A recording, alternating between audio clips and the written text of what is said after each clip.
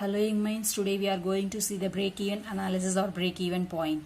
ஓகேங்களா, மார்ஜினல் காஸ்டிங்கில் break even analysis or break even point அப்படிங்கிற ஒரு கான்செப்ட் இருக்குது. ஸோ இதோட மீனிங் என்ன, பிரேக் ஈவன் பாயிண்ட்.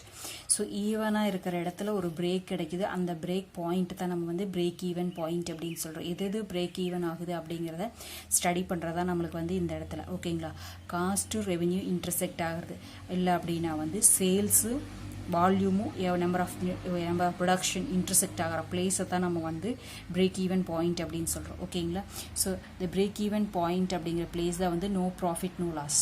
ஓகேங்களா, இந்த இடத்துல காஸ்ட்டும் ப்ரொடக்ஷனும் சேல்ஸும் காஸ்ட்டும் ஈக்குவலாக இருக்குது. 10,000க்கு நம்ம சேல்ஸ் பண்ணியிருக்கோம், அந்த ப்ராடக்டோட ப்ரைஸ் 10,000. அந்த இடத்துல நம்மளுக்கு நோ ப்ராஃபிட் நோ லாஸ், அதான் வந்து பிரேக் ஈவன் பாயிண்ட் அப்படின்னு சொல்கிறோம். ஸோ அதுக்கு மேலே போச்சுன்னா ப்ராஃபிட், அதுக்கு கீழே வந்தால் லாஸ் அப்படிங்க ஐடென்டிஃபை பண்ணிக்கிறதா வந்து பிரேக் ஈவன் பாயிண்ட்டோட மெயின் ஏரியா. ஓகேங்களா, ஸோ பிரேக் ஈவன் அந்த பாயிண்ட்டை வந்து நம்ம அனலைஸ் பண்ணுறதுக்கு எடுக்க ஸ்டெப்ஸ் தான் வந்து பிரேக் ஈவன் அனாலிசிஸ் அப்படின்னு சொல்கிறோம். வாங்க மீனிங் பார்க்கலாம்.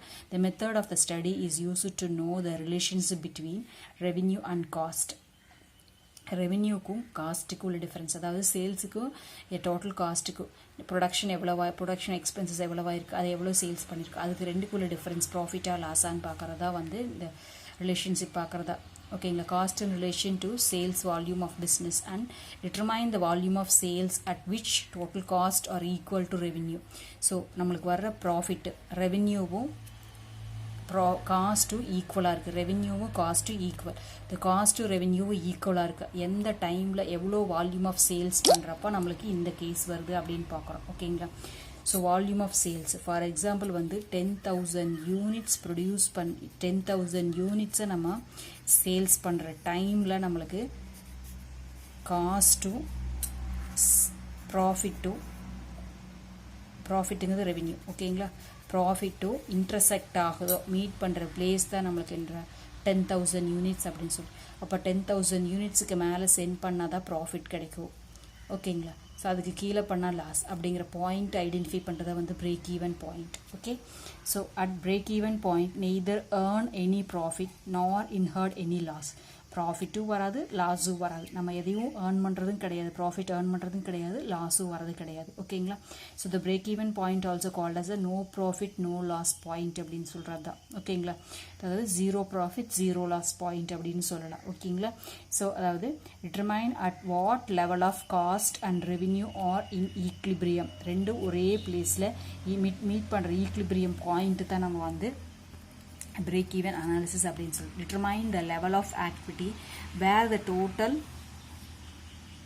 total sales are equal to total cost. sales cost equal ஆகிற place, அந்த ஆக்டிவிட்டி தான் நம்ம என்ன சொல்கிறோங்க பிரேக் ஈவன் அனாலிசிஸ் அப்படின்னு சொல்கிறோம். This level of activity called as a break even point அப்படின்னு சொல்கிறோம். ஓகேங்க, இந்த பிரேக் ஈவன் பாயிண்ட் அப்படிங்கிறது level of sales income, level of sales income which will equal to its direct cost and its period cost, fixed cost, variable cost ரெண்டையுமே இந்த இடத்துல add பண்ணிக்கிறோம். Break even point அப்படிங்கிறது என்பது the point of activity, that is sales volume, increase or decrease where the total revenue, total expenses are equal. So volume increase பண்ணுறதை பொறுத்து, sales increase பண்ணுறதை பொறுத்து இல்லை சேல்ஸை டிக்ரீஸ் பண்ணுறதை பொறுத்து இங்கே வந்து நம்மளுக்கு டோட்டல் ரெவென்யூலையும் டோட்டல் எக்ஸ்பென்சஸ்லேயும் என்ன பொசிஷன் நடக்குது, என்ன ரிலேஷன்ஷிப் இருக்குது அப்படின்னு ஐடென்டிஃபை பண்ணுறதா வந்து பிரேக் ஈவன் பாயிண்ட் அப்படின்னு சொல்கிறோம். ஓகேங்களா, ஸோ இந்த பிரேக் ஈவன் பாயிண்ட்டை ஃபைண்ட் அவுட் பண்ணுறதுக்கு நம்மளுக்கு நிறைய ஃபார்முலாஸ் இருக்குது. ஓகேங்களா, ஸோ அந்த ஃபார்முலாஸ் என்னென்னு பார்த்தீங்கன்னா பிரேக் ஈவன் பாயிண்ட் இன் யூனிட்டில் 10,000 யூனிட்ஸ் அப்படின்னு ஐடென்டிஃபை பண்ணுறோம் இல்லைங்களா, இந்த யூனிட் தான் break even point. No loss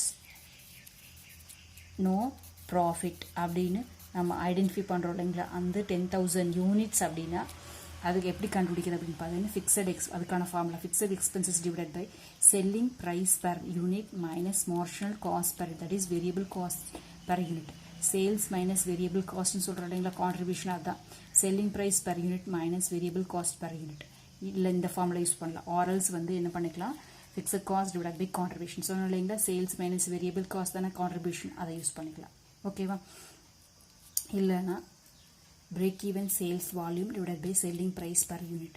so இந்த 3 ஃபார்முலாவுக்கு நம்மளுக்கு எந்த ஃபார்முலாவுக்கு இன்ஃபர்மேஷன் அவைலபிளாக இருக்கோ அந்த இன்ஃபர்மேஷன் வச்சு இந்த 3 ஃபார்முலாவில் எந்த ஃபார்முலா வேணாலும் யூஸ் பண்ணிக்கலாம். Break even sales value 10,000 rupees divide by selling ப்ரைஸ்னால் 1 rupee 10 rupee அப்படின்னு சொல்கிறோம் இல்லைங்களா, அதை வச்சு நம்ம பிரேக் ஈவன் யூனிட்ஸ் கண்டுபிடிச்சிக்கலாம். அதாவது 10,000 சேல்ஸ் பண்ணியிருக்கோம், ஒரு ப்ராடக்டோட ப்ரைஸ் 20 rupees அப்படின்னா, ஸோ இதுக்கு நம்மளுக்கு எவ்வளோ ஆகுது ஓகேங்களா, 5,000 ஆகுது அப்படின்னா 5,000 யூனிட்ஸ் ஓகேங்களா. அப்போ 5,000 யூனிட்ஸ் ப்ரொடியூஸ் பண்ண அப்படின்னு நோ ப்ராஃபிட், 5,000 யூனிட்ஸை சேல் பண்ணால் நம்மளுக்கு நோ ப்ராஃபிட் நோ லாஸ், 5,000க்கு மேலே நம்ம சேல்ஸ் பண்ணால் தான் we can get ப்ராஃபிட் அப்படிங்கிறத ஐடென்டிஃபை பண்ணிக்கிறோம். ஓகேவா.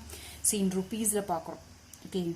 சேல்ஸில் 10,000 rupees நம்ம சேல்ஸ் பண்ணோம், 10,000 rupeeக்கு நம்ம சேல்ஸ் பண்ணோம் அப்படின்னா தான் நம்மளுக்கு நோ ப்ராஃபிட் நோ லாஸ் அப்படிங்கிற கேஸ் வருது. அப்போ நம்ம 10,000க்கு மேலே சேல் பண்ணால் ப்ராஃபிட் கிடைக்கும், 10,000 கீழே சேல்ஸ் பண்ணோம் அப்படின்னா லாஸ் அப்படிங்கிறதா. ஓகேங்களா. இதுக்கு ஃபார்முலாஸ் பாருங்கள். Break even point in units into selling price, or else வந்து fixed cost divide by PV ratio. ஓகேங்களா. Fixed cost divide by PV ratio அப்படின்னு சொல்கிறாங்க. ஓகேங்களா. பிரேக் ஈவன் ரேஷியோ அப்படிங்கிறது ratio between the break even sales and actual sales. பிரேக் ஈவன் சேல்ஸும் actual சேல்ஸுக்குள்ள ரிலேஷன்ஷிப் தான் நம்ம என்ன சொல்கிறாங்க பிரேக் ஈவன் ரேஷியோ அப்படின்னு சொல்கிறோம். பிரேக் ஈவன் ரேஷியோ அப்படிங்கிறது break even sales divide by actual sales into 100. So இந்த ஃபார்முலாஸில் எந்த ஃபார்முலாஸ் வேணாலும் நம்ம யூஸ் பண்ணி என்ன பண்ணிக்கலாங்க பிரேக் ஈவன் பாயிண்ட்டை கண்டுபிடிச்சிக்கலாம். ஓகேங்களா. தேங்க்யூ ஃபார் வாட்சிங். சப்ஸ்கிரைப் பண்ணுறேன்னா சப்ஸ்கிரைப் பண்ணிக்கோங்க, இல்லை ஃப்ரெண்ட்ஸுக்கு யூஸ்ஃபுல்லாக இருக்குதுன்னா ஷேர் பண்ணுங்கள். Have a happy day.